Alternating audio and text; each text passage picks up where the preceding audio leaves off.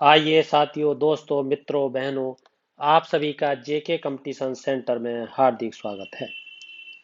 आज आपके लिए बहुत ही महत्वपूर्ण प्रश्न लेकर के आए हैं, जो प्रत्येक कंपटीशन के लिए बहुत ही महत्वपूर्ण हैं, अति आवश्यक हैं।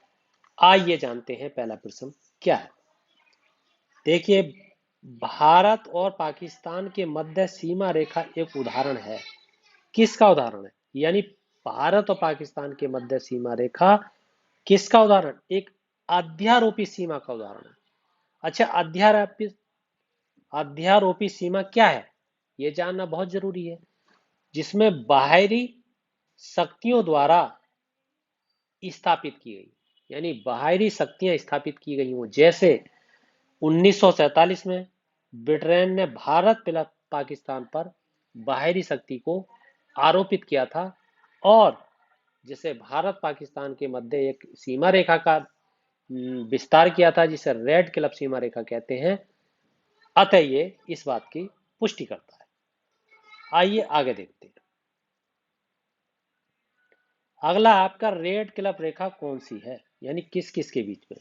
तो भारत और पाकिस्तान के बीच में बहुत ये रेखा आती है। कई बार कंपटीशन में आया है, बार बार कंपटीशन में आता है। यहाँ पर वही प्रश्नों को सम्मिलित किया जाता है जो बार बार कंपटीशन में आते हैं, और जो उससे रिलेटिव प्रश्न आते हैं उन्हें इसकी व्याख्या के साथ समझाया जाता है, विस्तार किया जाता है, बार बार बताया जाता है, फोकस किया जाता है, ताकि किसी भी प्रकार से उससे जुड़े हुए प्रश्न कंपटीशन में किसी भी छात्र के प्रश्न गलत ना हो जाए।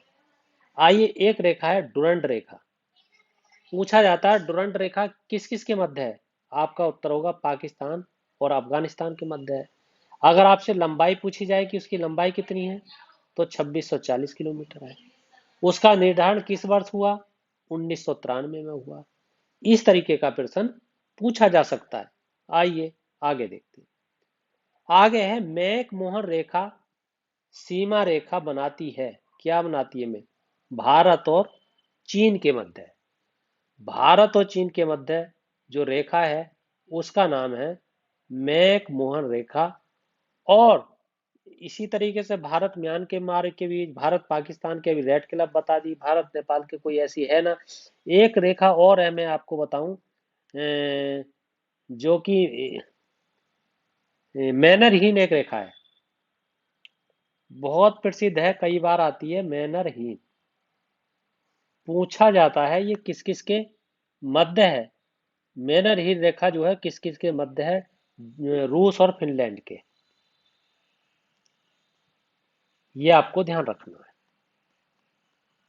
इस तरीके से प्रश्न पूछा जा सकता है। आइए, निम्नलिखित में से किस देश की भारत के साथ सबसे लंबी सीमा है? बांग्लादेश के साथ है। अब ये प्रश्न पूछा जाता है बांग्लादेश के साथ कितनी सीमा है, तो आपको बताना 4096.7 किलोमीटर। ये कई बार कंपटीशन में आता है, इसलिए ये ध्यान रखना। अगर सबसे लंबी सीमा बांग्लादेश के साथ है, तो सबसे छोटी सीमा किसके साथ है? आपको बताना अफगानिस्तान के साथ है। क्योंकि अफगानिस्तान केवल जम्मू कश्मीर के साथ अपनी सीमा बनाता है। उसकी अगर आपसे लंबाई पूछी जाए तो 106 किलोमीटर बता देना है।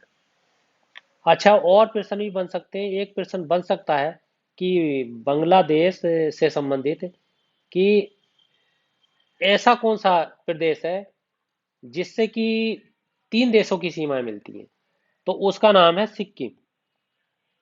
ये बहुत बार कंपटीशन में आया है, इसलिए आपको इसे याद रख लेना चाहिए। सिक्किम। अब किस किस देश की सीमा लगती है अगर इस तरीके से पूछा जाए, तो जैसे नेपाल की लगती है, आपकी भूटान की लगती है, और आपकी चीन की लगती है। ये आपको बता देना है, ये ध्यान रखना है। आइए आगे देखते हैं। निम्नलिखित राज्यों में से कौन सा राज्य बांग्लादेश से अपनी सीमा नहीं बनाता? इस तरीके के प्रश्न पीछे बताए गए हैं, मगर फिर भी इसको देखिए। करंट अफेयर्स में मैंने बहुत ही अच्छी तरीके से मैपिंग कराई है, ताकि किसी भी छात्र का कोई प्रश्न गलत ना हो सके। यदि कोई इस वीडियो से पहली बार जुड़ा है, चैनल से पहली बार जुड़ा है, तो इस चैनल को सब्सक्राइब जरूर कर दीजिए, बेल आइकन का बटन दबा दीजिए, ताकि हर सूचना, हर नोटिफिकेशन, हर वीडियो आपके पास तुरंत और शीघ्र पहुंच जाए। मैंने आपको बताया था कि बांग्लादेश से किस किस की सीमा लगती है, तो इसमें किसकी पूछा जा रहा है, किसकी नहीं लगती है। तो आपको बताना है इसमें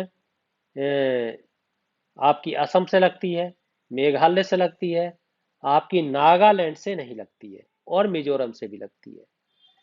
एक और है आपका त्रिपुरा, त्रिपुरा से लगती है, क्योंकि त्रिपुरा बांग्लादेश से तीन तरफ से घिरा हुआ है, ये आपको ध्यान देना है। और एक पश्चिम बंगाल से लगती है, ये आपको ध्यान देना है। इस तरीके से प्रश्न पूछा जाए तो इस तरीके से आप बता देंगे। आइए, भारत तथा पाकिस्तान के बीच सीमा निर्धारित की गई, ये प्रश्न वही आ गया, रेड क्लिफ रेखा। अच्छा, ये पूछा जा सकता है कि रेड क्लिफ रेखा की लंबाई कितनी है, लंबाई पूछी जाए अगर, लंबाई कितनी है।